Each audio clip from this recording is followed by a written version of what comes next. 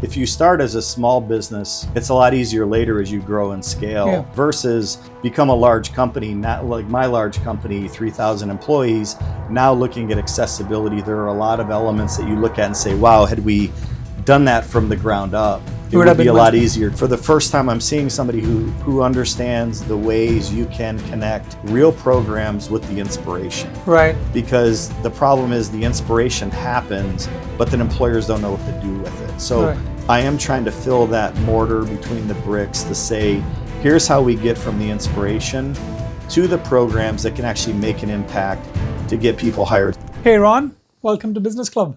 Thanks, Sudef. Appreciate you having me. Pleasure. And, I'm excited to have this amazing conversation with you.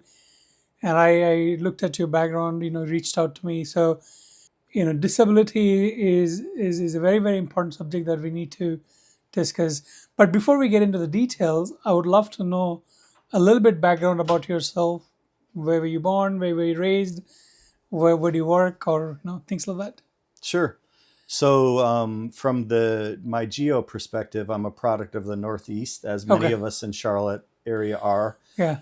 So born in Pennsylvania, I then lived in Buffalo for many years. Oh, it's must be cold. As you can imagine, I left to escape the snow, but the economy as well.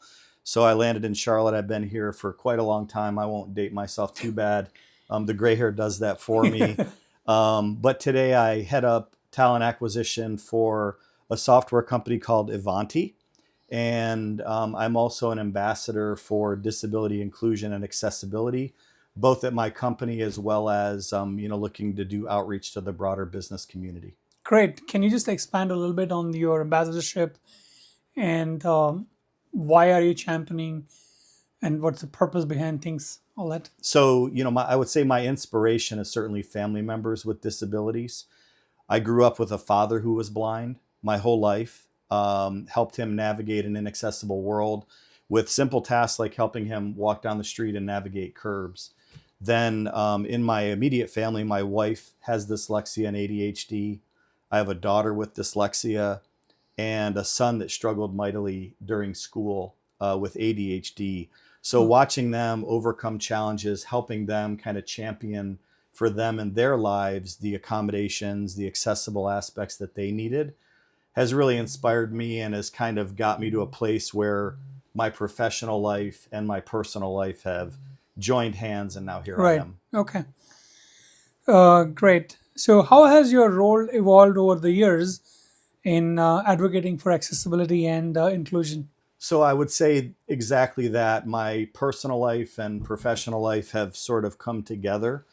And so since about 2017, I've been building accessible aspects into hiring programs, understanding that people with disabilities need some accommodations, they need some understanding, they need hiring managers that understand that every interview may not be cookie cutter to what their expectations are. So around 2017, I began to build accessibility kind of more as a reaction into hiring processes to become more proactive. Then in 2022 at my current company, I say I kind of went from knee deep to all in for disability inclusion and accessibility when I learned that our career site was eliminating people with disabilities from our applicant pool. Naturally, that was a very concerning thing when I learned that our career site and our broader corporate website was not accessible, didn't have accessibility functionality. So if somebody was using assistive software, like a screen reader, a braille display, or simply navigating with keyboard, they were unable to effectively navigate our website.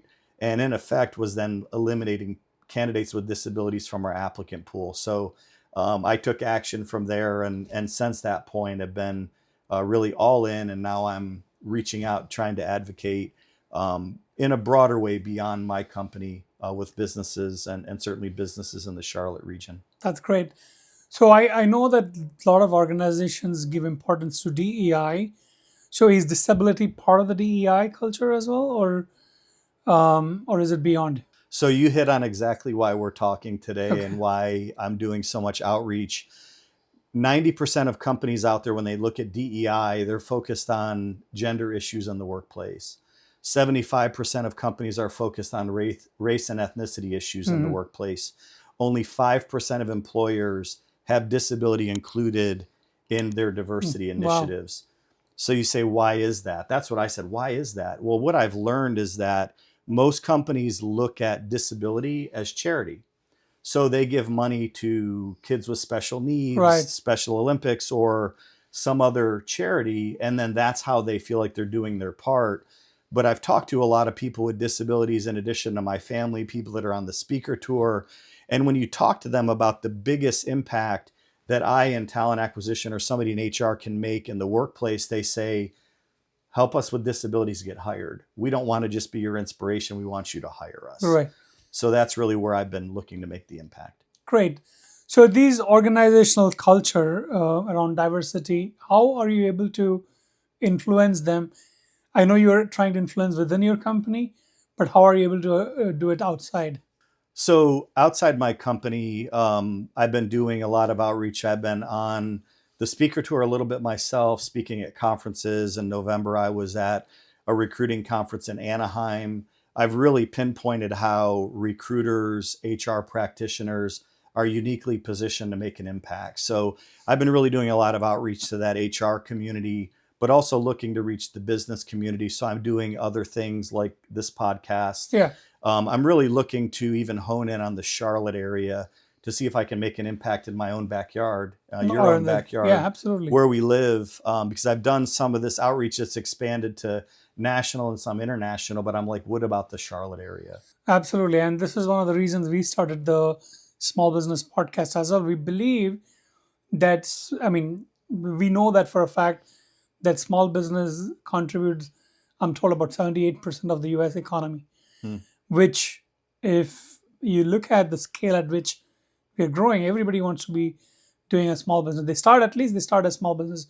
If we can make an impact in that small business arena, that'll be like a significant achievement. So, yeah, congrats to you for leading that. Yeah, thank you.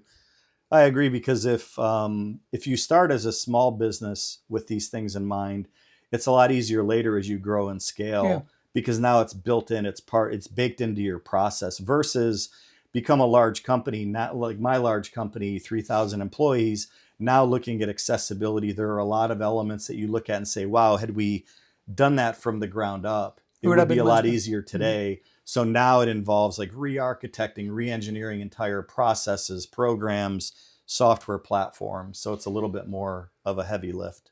Yes. So, I know you work for a software company, and a lot of the disabilities revolve around the software programs and things like that. How about the physical space as well? Are we gearing towards does do you think all the organizations today are ADD compliant, or I don't know if it's ADHD compliant. There's some ADA. ADA compliant. Yeah, that's the right word. I'm sorry. So are they all ADA compliant, or required to be ADA compliant?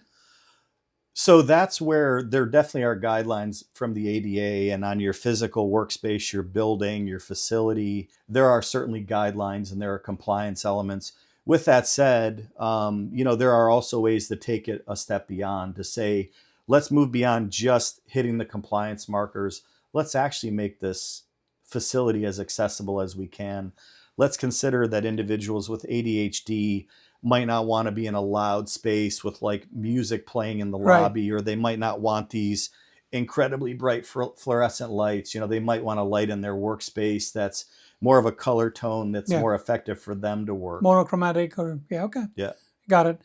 So, what personal values drive your approach to diversity and inclusion? So I would say my biggest personal value, or my personal motto, has really become be undeniable. Because what I've learned, and you being in business, I'm sure you've learned, Yeah. sometimes you don't always have the support out of the gate. Right. But the more you advocate, and it's one voice that joins another voice, and all the voices become louder, it's really become be undeniable. Because when you get to a place where you're really creating eminence for your cause, Hmm. that's when a lot more people are inclined to join forces, and you get visibility to the leaders that matter, that you need to support what you're doing. Great. So, from your experience so far, again, we're talking a little bit about your involvement in your current organization and outside. outside of your current organization, can you talk about any success story that you've had that is visible and people actually acted upon your leadership there, Yeah, I or would your say at mm, in some of the podcasts that I've done, in particular, the event that I was at in Anaheim for the ERE recruiting conference, I was able to speak to individuals and had many come up to me, and it was an opportunity to really talk to individuals that worked at many other employers and really spread the word, raise the awareness, and give them tips on, how can I make an impact from where I sit? How much money is this going to cost me, which is a big yeah, question, and we can talk about that as well. But to be able to do that outreach and share stories with those other employers, I feel like being at those conferences, having those conversations, has definitely made an impact and helped pull more people in that are looking at disability not just as charity, but as part of the diversity commitment and part of the accessibility initiatives at their company. makes sense. So let's just shift our gear towards small business. And what are some of the biggest misconceptions that small businesses have about diversity and inclusion, particularly disability inclusion? They're probably some of the same misconceptions that even large employers have at a hiring manager level, which is the stigma. This person is disclosed they have ADHD or autism, and your bias is like, well, maybe they're not as smart as the rest of my people, or do I really want to work with somebody who I have to make special accommodations for? But when you do that and you exclude individuals from varied backgrounds, you also reduce creativity and innovation Of as course, well, yeah. right? Because you're going to have more perspectives. So I think it comes down to that stigma, that bias, that unconscious bias that we all have, that we all have to limit. Biases are important in life, right? That's how we make automatic decisions. So brain science tells us that biases are an important part of us in our decision making, but they also can become our worst enemy where we have to really limit that. And I think in this case, it's that. So I think small business, each hire in a very small business is critical, is important. We got to have the right person to take the next step. So I think to get past that bias, get past those stigmas, and look at really the abilities, the essential skills that need to be managed in that role can get you beyond the Mm, stigma and beyond the bias. right. I know small businesses, when they start their business and they get to a certain level, some of these values, if they have it from the beginning, that's the most ideal circumstance. But as we go along, some of the questions that generally people will tend to ask is, what kind of benefits can a small business expect by being inclusive? It's not that there has to be some. I think more importantly, it is conscious decision of the business owner. But I think in general, if they get some benefit, I mean, I think that's something that they must know, and maybe there's an incentive to do that. Yeah, absolutely. There's a study by Accenture from 2023, so late 2023, pretty recent, that shows that companies that lead in disability inclusion outperform their competitors by as much as 25%. Oh wow, okay. So, with that as a backdrop, here's the reality: customers are important to small businesses, right? So customers also want to buy from companies with strong core values, Yeah. with a great culture. So if you're projecting that out and you're going beyond just making the diversity statements on your website because you have to or you think you should, or the statements on social media, and you're really moving to a place where we're sharing about meaningful programs, meaningful initiatives, we're spotlighting an individual with a disability that's been a game changer for us. You're doing those things. That's really projecting that, and it's gonna naturally attract business Yeah, I to your think it's company. the core values that you touched upon, a very important aspect of that. I mean, people tend to believe and tend to trust companies that do include, these TEI and disabilities. So, yeah, very, very important aspect. What kind of a hiring process would you recommend for small business owners from a disability inclusion perspective? So it's interesting, and if we zoom this into a small business, if I'm the small business owner, I might be our HR department, I Yeah. might be our sales department, I might be everything, right? And there might be a few employees there. So I think starting with education and awareness, sort of like projecting the culture you want to have, that culture of understanding. Most of us, you and I, Sudev, we both have empathy, we both have compassion, Right. but our biases play a role there too, where it doesn't always kick in. So Right. if we're not recognizing that the person I'm interviewing might be a little different and I might need to make an accommodation here, I might need to pause and say, is there any way I can optimize this interview experience and provide any sort of support today? Hmm. To recognize that. So I think that's where training, education, and just simply coaching for the small business owner and their employees, who may be the other interviewers, can be very, very beneficial. Are there some solutions that exist today to help with the hiring process? Yeah, absolutely. So every state and local government in the US, and really abroad, have uh, functions that promote employment of people with disabilities. So I've done a lot of work in the state of Utah in the past, because that's where my company's headquarters Right. is, with the Governor's Committee on Employment of People with Disabilities. Hmm. My company and I won an award as a result of a lot of the work that we did, but it's been invaluable partnering with them. And the great news is it's been free training. Oh, They wow. were able to put on training for like a core group of folks at my company. For hiring managers, we have another training session coming up next month. With them, again, it's free training. They're happy to do one-on-one coaching. I've spoken at employer conferences where they have brought me in to sort of be that evangelist to Right. help promote to other employers in the local community. So yeah, there absolutely are resources out there. A little bit harder to find sometimes, I think, than I would like to see. So Hmm. that's where I think those organizations could maybe do more outreach or make themselves a little more visible. But yeah, lots of free resources out Resources. there. Are there any certificate programs that people who are willing to, go that extra mile? Are there any certificate programs that are available for them? Certificate program. Programs. Let's say if I'm hiring a person with disability, if I want to hire a person with disability, what must I do versus what must I not do? What Mhm. questions can I ask and things like that? Or there are training. I know you said free training, but are there any certificate programs? So yeah, the free training would be, you can focus on what we call disability access or ADA, Mm, so Americans with Disabilities Act. right. Training on that and like what sort of accommodations and benefits there would be, approaches to take as a manager. But from a certificate program perspective, there is a free training given by SHRM, which is the Society of Human Resource Management. I have that certificate on my LinkedIn profile that anybody's welcome to take a look at, but I was able to get that free. There was one that cost about $99 from a company called Autocon that Hmm. I took, which is around neuro inclusion. Okay. So really looking at the neurodiverse skill set. They're an incredible company who has committed to hiring autistic employees. Wow. So I think about 80% of their company are all individuals that are on the autism spectrum.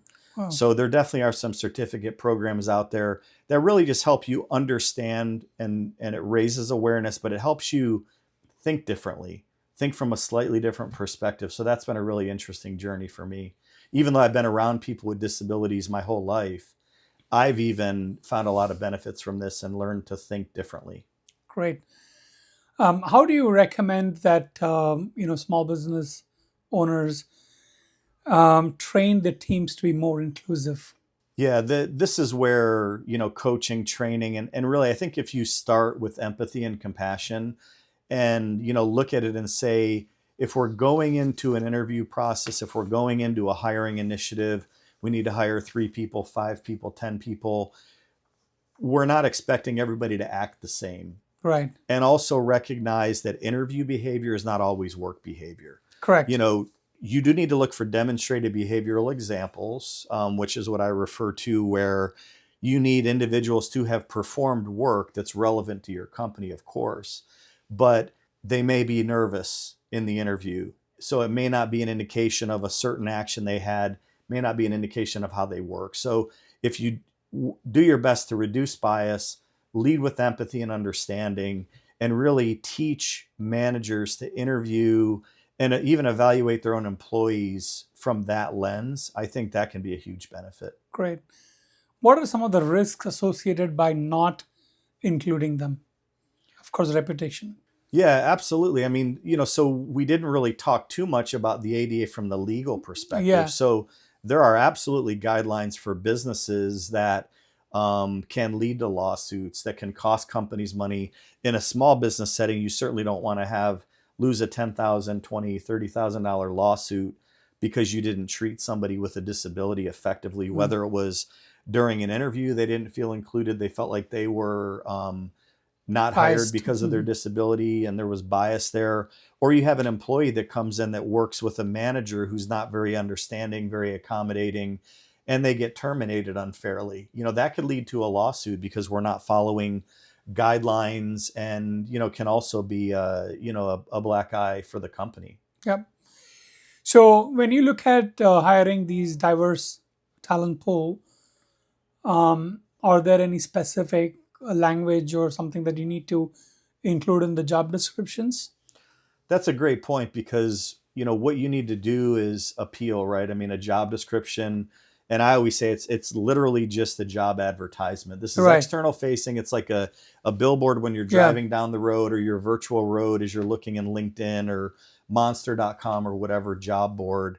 So to include information in there to be more inclusive is helpful. So what I always recommend, a company to signal that you're disability friendly, include a line that says, "We encourage people of all abilities and backgrounds to apply." That's great. I know the housing sector, the equal housing lender and equal housing promoter and things like that. That's great. Yep. So let's just shift our focus a little bit about talent acquisition and strategies for inclusion. And what sourcing strategies have you found to be effective from an inclusion perspective? Yeah, this is a tricky one because when you say, okay, great, we want to be inclusive, we want to hire people with disabilities, you can't exactly go out and hold out a sign and say everybody with disabilities apply here, right? It's a sensitive topic, so you have to go about it a specific way. But from the pure sourcing perspective, for recruiters, I say go out, look for essential functions, look for abilities, and don't necessarily look for that long laundry list of every skill that AI wrote Right, for the hiring manager when they built the job description. right. Because you could come up with a laundry list that's longer Yeah, than somebody with 70 years of work experience would have. So correct. focus on the abilities and the skills that are essential for the job. Number one. Number two, when we look at advertising, there are ecosystems out there where you can advertise in the space where people with disabilities are looking for jobs. So there are websites out there, job boards that are designed for people with disabilities. Can you name Uh, some of them? um, I mean, there are definitely websites that are specific to people that are neurodiverse, Okay. individuals that may have physical disabilities. So there are different areas. 80% of disabilities are invisible. Hmm. So the 20% that are physical disabilities, those individuals, it might be somebody with hearing impairment. So there are websites out there are job boards out there that are focused in those various disability Good. segments. Are there any advocacy organizations that you can recommend that people can actually refer to? So I always point people to your local workforce services organization within your state. Or like in Charlotte, there is a director of ADA, of Americans with Disabilities Act, guidelines and programs. Those are individuals you can reach out to get more information. However, encourage everybody to do research. I'm just now familiarizing myself more in the Charlotte area with who those advocacy organizations, those charities are. But there are many in every Hmm. state and every city where you can do outreach to say, hey, I'm looking to employ and be inclusive of people with disabilities. And they typically would have a ready-made talent pool that you can tap So you into. definitely recommend that the small businesses reach out to these advocacy organizations or director of ADA and things like that, right? Yeah, I would absolutely say to explore that part of the talent pool Hmm. because there's so much exclusion. Right. There's an untapped talent pool there that you may find that individuals with ADHD or dyslexia or another disability are actually uniquely qualified for your role, because of the way that they innovate, the lens that they see things through. So there can be some huge benefits. What are some of the challenges that the small businesses would face, or in your experience, they have faced while recruiting and including the people with disabilities? I think the larger the company is, the more resources you have, the Right, more individuals you have, which creates time. So with smaller businesses, you're stretched a lot thinner in right. many cases. So it's a little bit more difficult. But if you do pay it forward and reach out to some of these organizations, they can almost be a recruiting arm for you, Oh, right? Where yeah. you're taking advantage of a charity that is paid for in other ways, and you can leverage them to almost be a recruiting arm for you. So there can be an advantage there, but you have to pay it forward. Right. And I'm sure you're an advocate of having some kind of mentorship, if possible, within for the small business owners. But do you have any particular company that actually specializes in these, other than the government, or other than the local authorities that are out there? So there's certainly organizations that are happy to take your money and Of train course. you and give you certifications and those things. So if we keep this zoomed into small businesses that probably don't have those Mm, excess funds, what I recommend is keep it simple. Understand that if you have somebody with a disability, especially a significant disability, employed, it's probably good to check in, beyond their manager, or if you're their direct manager, check in a separate setting around, is there anything we can do to better support you in this workplace, to create a better workplace for you? So that mentorship is definitely important. mm. Again, not as many resources at a smaller company, so it may again be that business owner Right. that's now adding the extra hat of being a mentor, or providing that conversation that uncovers information. So could be a very important part of the Aspect of it, yeah. process. Yeah. So, what are some reasonable accommodations that as a small business owner, you can get started off? I mean, something that are real quick wins From the hiring process from the perspective, or hiring, from like now I have employed people? both. So, from a hiring perspective, as well as now I have the employees. What can I do to them? What can I do for them so that they feel included? So from the hiring perspective, I think including that inclusive language that's signaling, hey, we're open-minded here, we're disability friendly, we welcome you to apply, can be very helpful. Having conversations in the interviews that are open-minded, starting with offering accommodations, offering to optimize the interview experience, can be huge, very impactful, even for the people without disabilities. Hmm. If I'm interviewing you, and I start Right. the interview with, is there anything I can do to optimize this interview experience for you? You're going to be like, wow, what a great guy. Yeah. Even if you don't have a disability, Right. it made it a better experience for you. Absolutely. So that's a great way to start. Then for your individuals that work there, here's a stat, Sudev: 75% of the global workers out there that have disabilities don't tell their employers. So if you have one person at your company that has a disability that they've disclosed it, it's very likely you have four times that number. Hmm. So it's exponential. If you have 100, it's probably four times 400. that Hmm. number.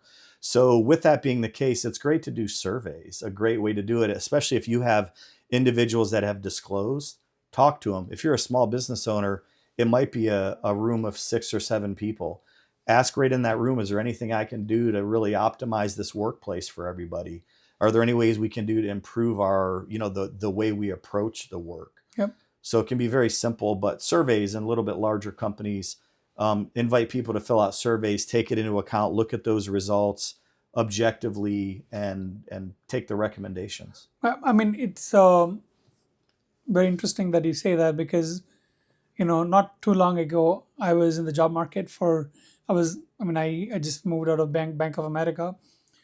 So when I was actually trying to apply, just to understand what the market looks like, I was saying that there is a section which talked about disability, Mm-hmm. and in that I saw asthma, diabetes, chronic illness, and all of those things.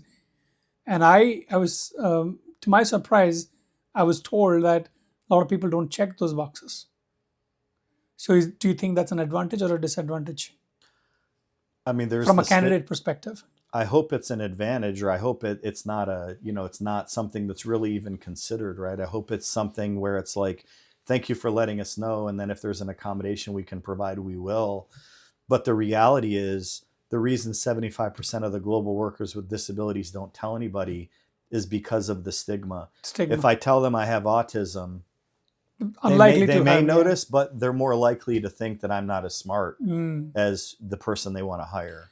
Could this be the other way? Hey, I have autism. Could there be a chance that, hey, the company is more accommodative and probably give priority to the people with autism? Is that a possibility? It certainly could be, for a very inclusive company. I mentioned that Yes. company called Autocon. Yeah. They literally are seeking people with With autism. So that could be a huge advantage there, without a doubt. That's good to know. Because I've not heard, unless until you mentioned, I do not know of any company that proactively promotes hiring of people with disabilities.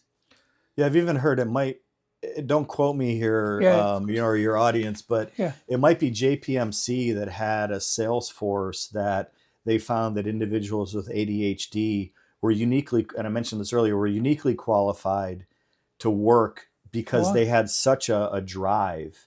They needed to take breaks at times of the day, but they had such a drive Right too. that they would work tirelessly, like burn the midnight oil, Wow. and be incredible performers. So that caused them to literally seek out that workforce because they were uniquely qualified for the role. So again, this is you and I raising awareness, encouraging everybody to think a little bit differently, to say, how can there be an advantage for my business at the same time as doing something that's great Great for the for the society. community and for society? Yeah.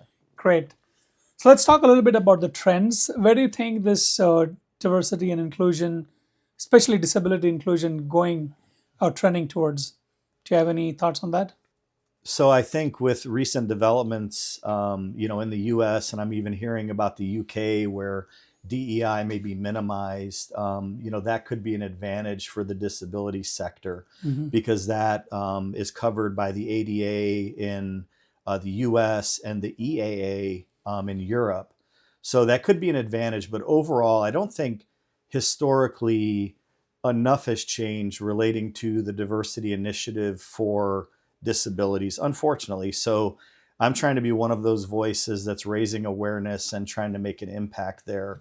But I think that if we continue, we're going to get the message across that people with disabilities don't just want to be your inspiration, they want to get hired. Right. So, like, the way to make that impact is to change our processes, to be more accommodating, be more accessible, and build this in, and educate all of the hiring stakeholders at our companies, from the recruiter to the hiring manager to the future manager, your HR team, everybody included. Great. So have you considered, or is there any nonprofit that is associated with promoting diversity and disability inclusion, particularly this aspect of things? There are actually a lot of charities that are promoting em- disability employment in the workplace, or Mm. disability employment. I think there's just a disconnect. So I had a conversation with a gentleman named Chris about a month ago, and he's somebody with a disability, with a prosthetic. He talked about how he's on the speaker tour, very dynamic guy, very dynamic speaker. He inspires companies, they get all pumped up, and apparently all they do is give more money to charity. Oh, So he and I were talking, and I think he was kind of promoting, his ability to speak, and if we needed a keynote speaker. And about halfway through the conversation, he said, "Ron," he said, "this conversation went a completely different way than I expected. For the first time, I'm seeing somebody who understands the ways you can connect real programs with the inspiration." right, Because the problem is, the inspiration happens, but then employers don't know what to do with it. So right, I am trying to fill that mortar between the bricks to say, here's how we get from the inspiration to the programs that can actually make an impact to get people hired. So Are there charities out there? Are there organizations and partner companies that are trying to do this? Absolutely. So once companies recognize the gap, then they can easily partner with those organizations. So I think there's a plethora of organizations and charities to reach out to. Hmm. It's just having employers that are motivated to do Oh that. yeah, of course. That's where it all begins. I guess you have to have that. The business owners or the employers will need to have that motivation to get this going. Anyways, any emerging trends that you think of the workplace accessibilities? Interestingly, I think there's a lot of new technology on the way, and I'm seeing a lot of new technology that's already coming out. When I was at so my company received the Golden Key Award in 2024, and when we Ivanti? Is that Ivanti? Ivanti, Okay, okay. yep. So based on the efforts that I drove and all the work that we did, we received the Golden Key Award in the state of Utah from the Governor's Committee on Employment of People with Disabilities. During that, it was actually a conference as well. They were presenting and sharing about new assistive technologies. So there are some incredible technologies, AI based, and we everybody's hope is that AI is not going to be biased. Right. Unfortunately, there's some innate bias built into AI. Oh wow. So you have to train it. So this particular software, you could use it, this app, you could use it, you could take a picture of any room and it'll describe, hey, you're in a room with two gentlemen sitting in white chairs. I mean, maybe gentlemen loosely in my case, but sitting in Hmm. white chairs, it'll describe the room. Or I could take the picture of a book or a bottle and it'll describe what I would be looking at if I'm blind. Well, to point out the bias, this individual who was blind kept taking the picture of a pill bottle, asking it to describe it. Well, because of confidentiality aspects built into the algorithm, Hmm. it was looking at it thinking it was like a prescription pill bottle, not Oh, recognizing it was just like a bottle of Nexium or right, right. something. So the person kept taking a picture, asking for it to read the directions, and it wouldn't. The AI in the app would not read the So, directions. So finally, after like the third try, the app actually said to the blind person, "Why don't you just look at the bottle?" So AI's got a little bit of a way to go, but I absolutely think that AI started to become a game changer and will right. continue to be a game changer for people with disabilities. I wish my dad had lived to see the day when he could take the picture of a room and it would describe, or take the picture of an outside park and it would describe what he was looking at or what he couldn't see. Wow. So how can businesses, particularly small businesses, stay updated with what are about the changes and evolving trends that are happening in the disability space? So I think being connected to your local, city or state government, Hmm. they certainly do push out new information. But I think if you stay connected and you get connected with individuals Right. within those government entities, I think that's the best way to do it because then you can have direct communication. And again, I think there's a little bit of a gap in how that communication gets pushed out. Right. I'd like to see a lot more outreach from those government entities. I know time is always an issue for everybody, That's but true. maybe a better way to project it out, make them a little bit easier to find. Maybe it's intentional. I don't know. When I call any voicemail today, it's always a nightmare to try to find how to get to a person anymore because they don't want you to actually get to a Yep. person because that's their time. So I don't know if there's a little bit of gamesmanship there, but if you get connected with the right people, there can be a lot of Right. advantages staying up to speed, or just have somebody that you can bounce things off of to understand, is this compliant? Are there elements here we need to consider, or are we good to move forward? Great.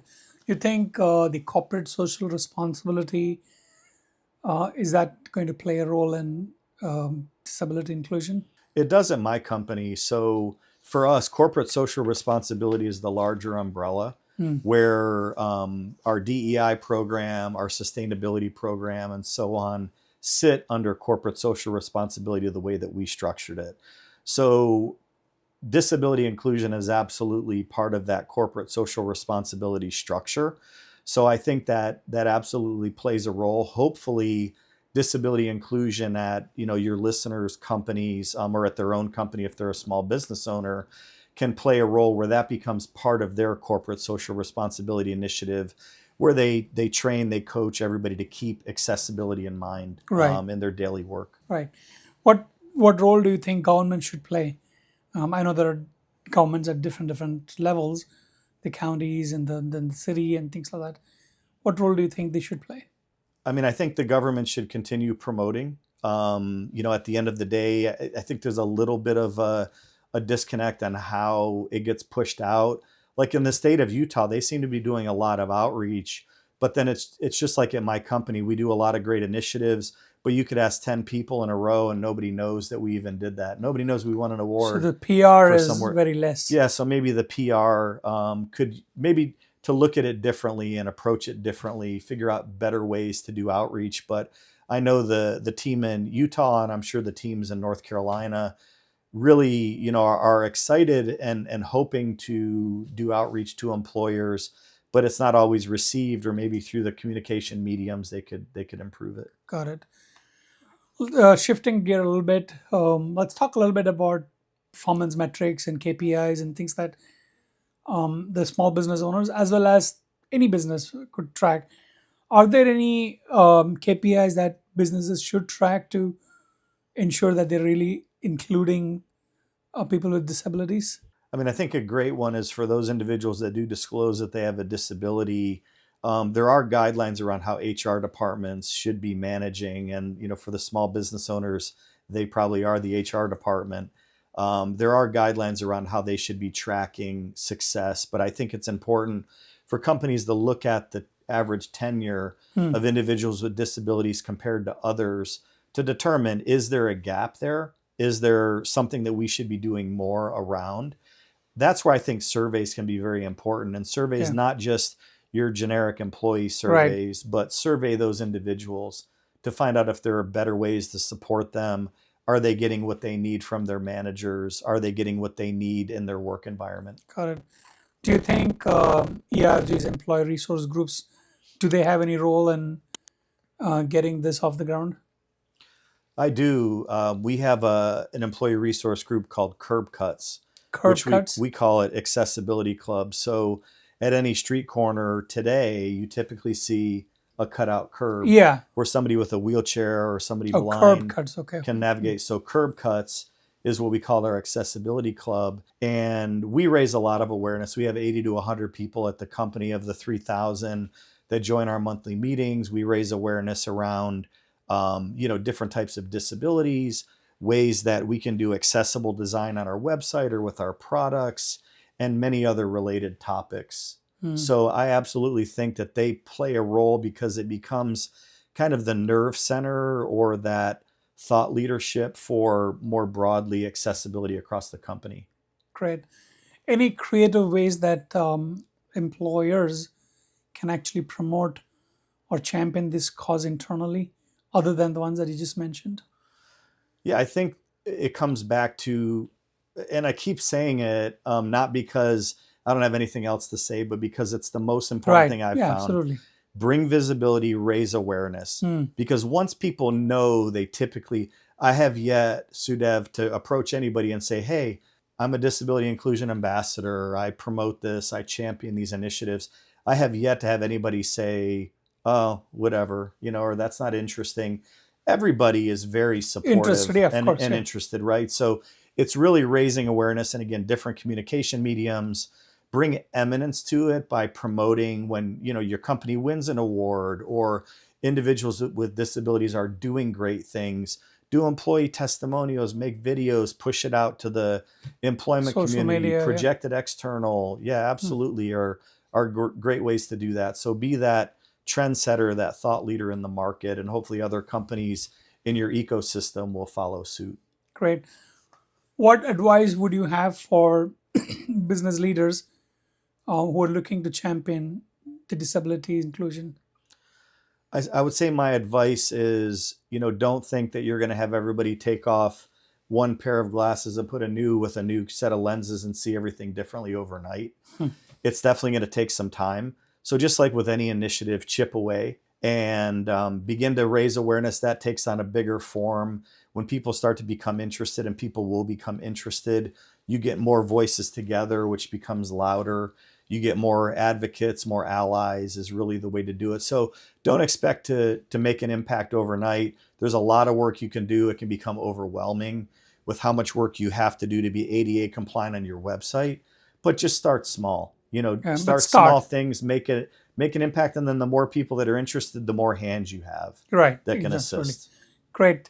I think it's a great concept, and it's great for the society. And I think it's the more inclusive you are, you know, there's a lot intangible benefits that will come your way. So thank you for answering all of this.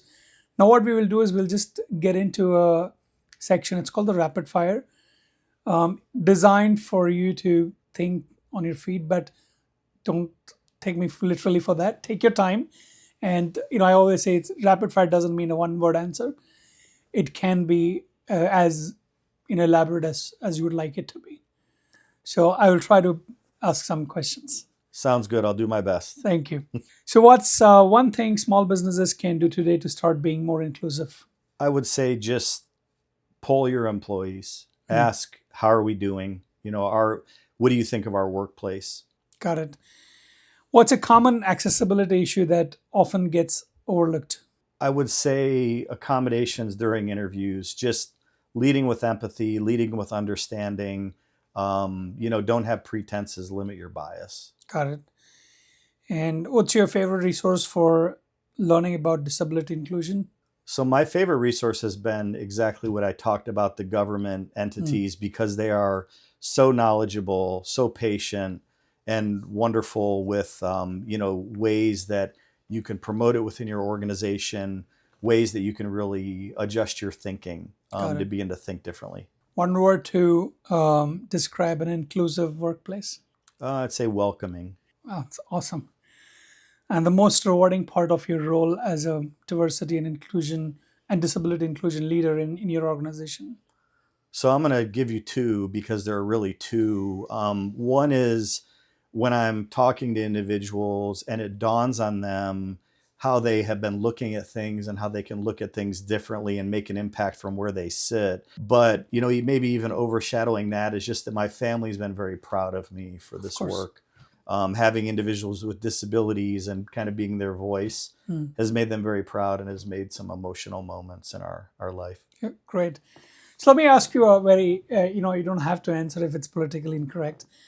Um, let's say you have an Eagle Scout and great guy, and you're hiring obviously two people of the same caliber, but one with the Eagle Scout, the other without an Eagle Scout. You obviously go for a person with Eagle Scout. If you were a hiring manager, am I right? So would you prefer that? I would lean towards the Eagle Eagle Scout. Scout. I'm partial like you are. Right. So let's look at another lens. You have an Eagle Scout.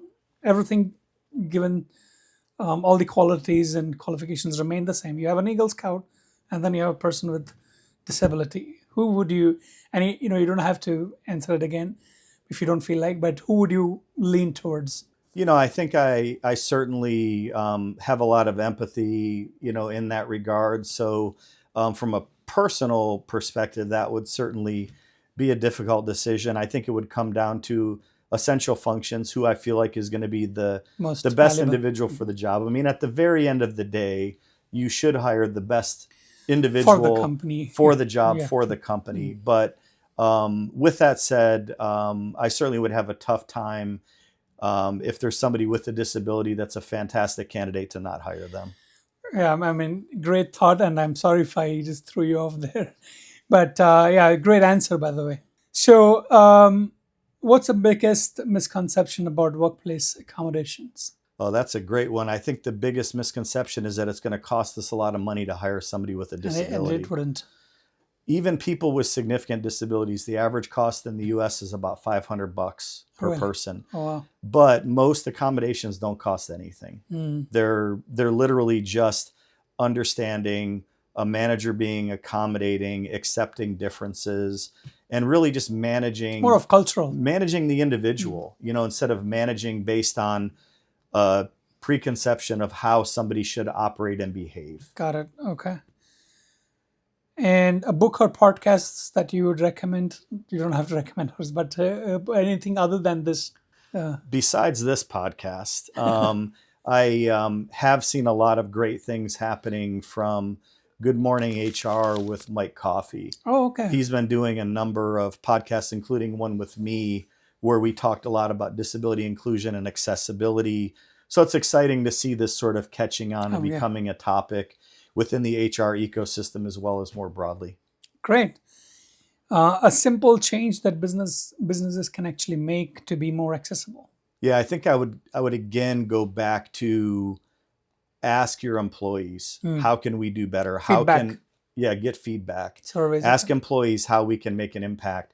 Because if you think about the fact that most people don't disclose they have a disability, but they do have a disability, they may give you feedback or look at it from a different lens that you never thought of. So Got it. get that feedback, take it into account, Mhm. make changes. And what's the biggest challenge businesses face in implementing inclusion?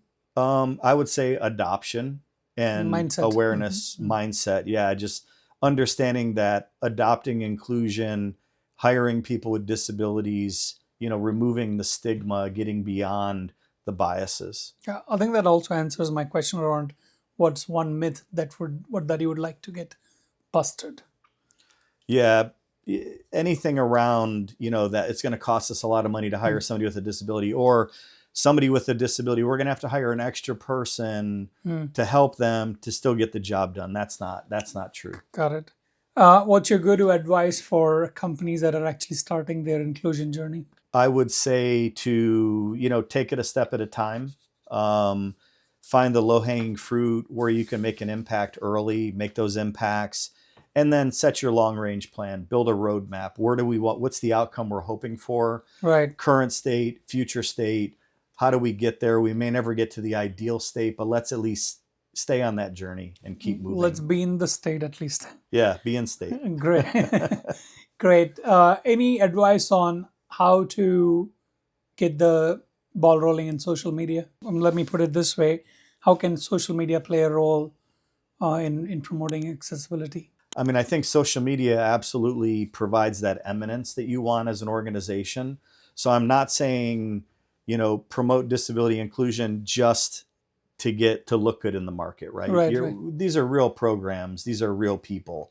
Let's make efforts to hire people with disabilities. They're the most underrepresented community. 16% of the world's population report having a significant disability. That's Mm. 1.3 billion people. Wow. So let's do the right thing, yes. But let's also, get eminence to attract others to do the same. But bring that eminence to your company, demonstrate that workplace culture, and in turn, there are gonna be benefits that are gonna be far-reaching, happy employees, customers that want to work with you, and it becomes exponential from there. Great. One law or policy that everybody should be aware of from an inclusion perspective. Definitely in the U.S., we're here in Charlotte. The Americans with Disabilities Act. Okay. They should be aware of it because it covers really A to Z. It talks about your digital workplace, your physical workplace, the way you should treat individuals, how you should drive your business, and ultimately look at it as a guideline of how to not get into a situation where you made some egregious errors that did lead to a lawsuit that could Yeah. have been avoided. Is it tough to digest them, or is it easy to kind of decipher? Yeah, no, I think it's pretty straightforward. Hmm. The application of it, executing on it, rolling it out, certainly can be a challenge. But as a small business owner, if you're driving this, you clearly can make those decisions. Okay. Sounds good.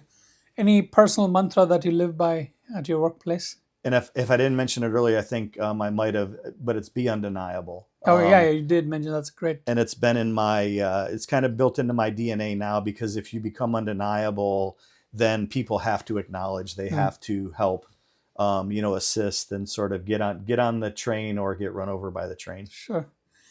What's the best way to create a culture of belonging? I think all of the things that we did. I mean, if you lead with accessibility, what I'll say is that disability inclusion and accessibility has accelerated inclusion more broadly, Hmm. in a way that I've never seen before.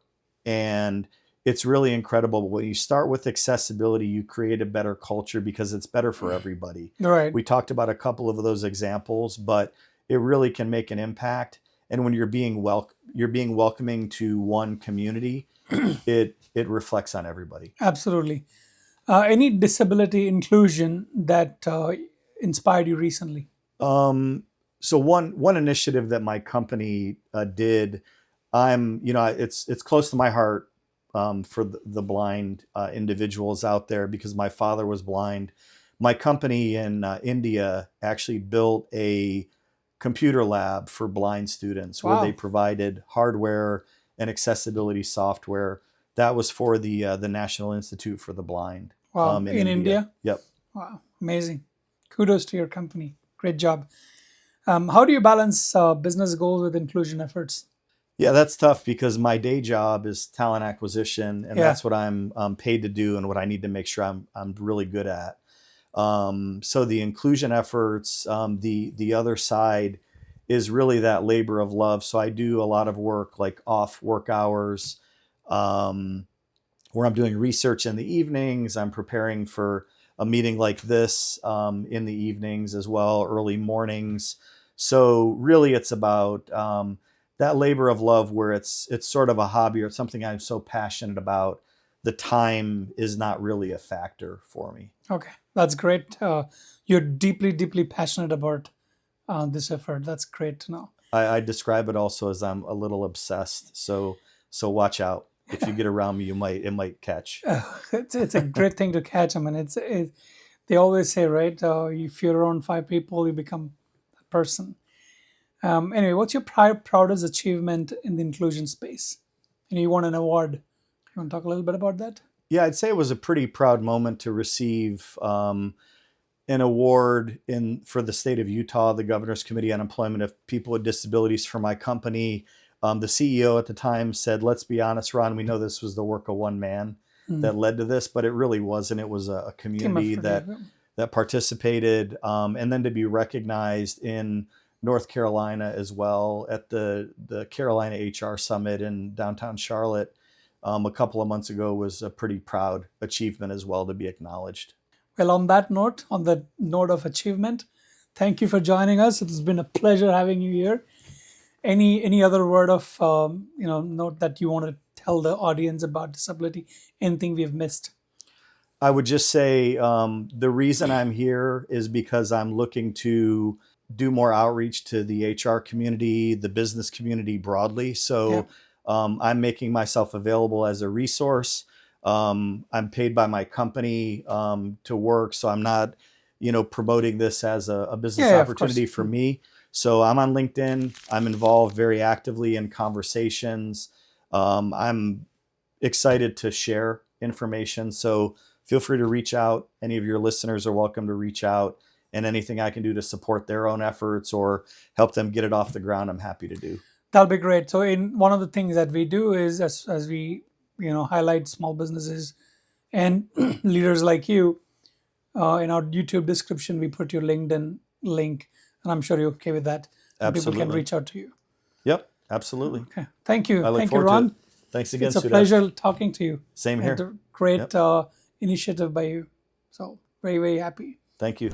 Hey guys, I hope you really liked the video. And if you did, please like, subscribe, and comment. And we would like to reach many more small business owners. I would really appreciate if you can share the video with them as well. Thank you and see you until next time. Have a great one.